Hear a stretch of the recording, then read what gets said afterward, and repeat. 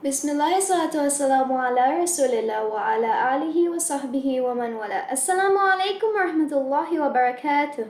My name is Camila, and today I will be talking about Chapter 9 of the IGCSE ICT syllabus titled Audience. Why is it so important for us to know our audience? Well, when we present, it is important that our audience fully understands us, and so we should tailor make our presentation just for them. In order to find out more about them, we can research, whether it's surveys or interviews or just asking Google.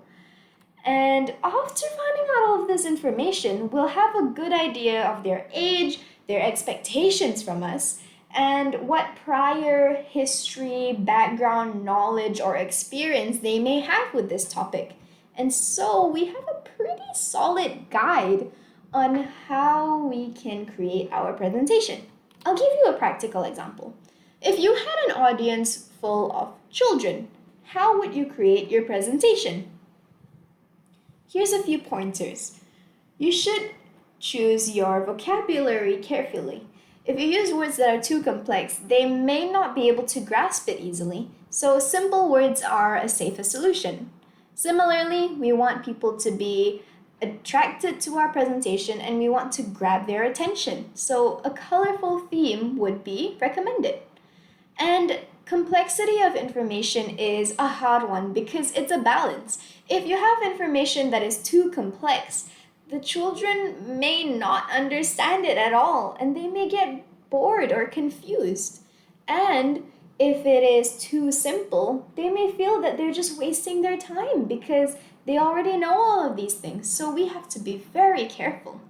And lastly, things that we should include to make our presentation more attention-grabbing.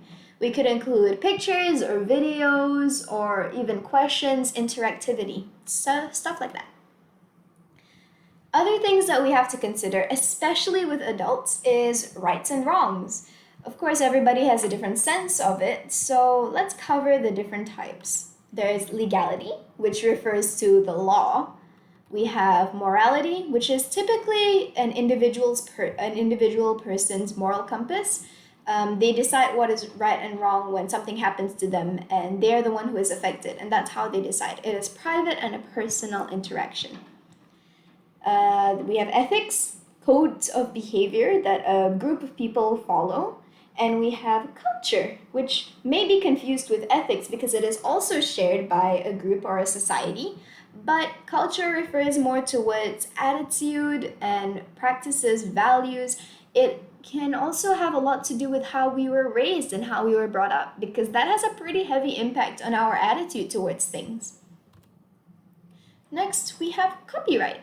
Copyright is a legal issue.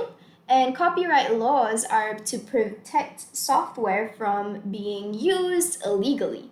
I'm sure you've heard of pirating, but if you haven't, I'll explain it for you. Pirating is when you illegally download a software without, for instance, paying the fee that you are supposed to. It's almost like stealing or cheating. But what exactly is illegal, and how do we prevent it? I'll cover this now. It is illegal to if you were to buy a software and then make a copy of it and give it away to somebody else or sell it, that is wrong because you are the person who is benefiting in that situation. We have renting a software out, which is similar to this, except, it's sort of a different payment method, and it's also very wrong. We've got to use it on another software without permission. For instance, if you were making a YouTube video and your background music is copyrighted, then it would be illegal to use because you don't have the permission to use it. And lastly, if you were to copy a software's code or design and then pretend that it's your own, that is also illegal because it's like you're taking credit for somebody else's work. In order to protect softwares from illegal use, we have put in laws, such as using a product key, which is a type of verification, or online activation, which is sort of to verify your verification of your product key. And then also to use a software, CD, or DVD. So for instance, if you have like a physical CD and you insert it into your computer, and that would ensure that you actually have an original software. So if you were using it for Microsoft Word, for example, then the computer would know that you actually have a real Microsoft Word because you are using a physical CD, DVD, pen drive to insert it, but that can be really time-consuming and sometimes inconvenient. Lastly, ensuring that users agree to terms and conditions. I know most of us probably just skip through the entire long list of terms and conditions. However, this is the type of stuff that would probably be inside that list. Let's talk about policing the internet. Policing the internet is sort of censoring, governing, or controlling the internet and choosing what is allowed to go up or what is not. Here are some reasons why people think it should be policed. Firstly, there have been some recent hacks on major corporations such as Sony, and when it's such a big corporation like this, it can cause a lot of panic into people. And imagine if it was really bad people who hacked. That would cause huge chaos, and so people think that it should be policed to prevent issues like this.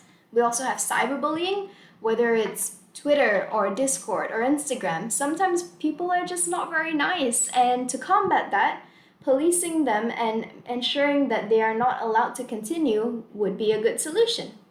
And then, of course, we have inappropriate contact between adults and minors and inappropriate content that is shared. Next up, we have the pros and cons of policing the internet. Of course, with the pros, it would protect vulnerable users such as minors or people who are just maybe a little bit less uncomfortable on the internet and are a bit unsure of what they're doing.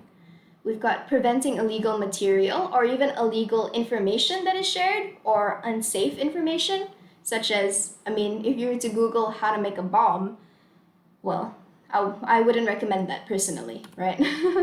And then if you were to stop users who misuse the internet with bad intentions. So this can refer to cyberbullies who only use it to make fun of other people and prey on vulnerable users, or it could also be used to refer to adults who are using it to benefit themselves. Then we have the cons. It is extremely difficult and expensive because you have to almost redo the entire thing or sort of like renovate it. We have the issue that it could affect freedom of speech. For instance, if you were to say something and speak your mind, it may be considered sensitive, and so it would affect your freedom to say what you think. And lastly, different countries may have different rules. The internet is already somewhat policed, but we're looking for a more in-depth one. And in order to do that, we need every single country to agree on a set of rules, which would be extremely difficult and would cause a lot of confusion. Here is my going away sentence, right? I would like for you to imagine that you were a photographer and you take images for a living. Of course, you create content, you create art. Why would you want your images to be copyright free? Well, of course, nobody wants their work to be taken advantage of. You want to own your work and say that this is yours.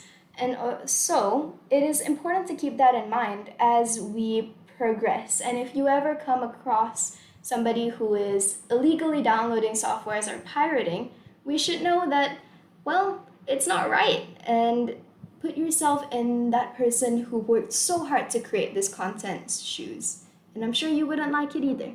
That is all. Assalamu alaikum, and I hope you have a wonderful day.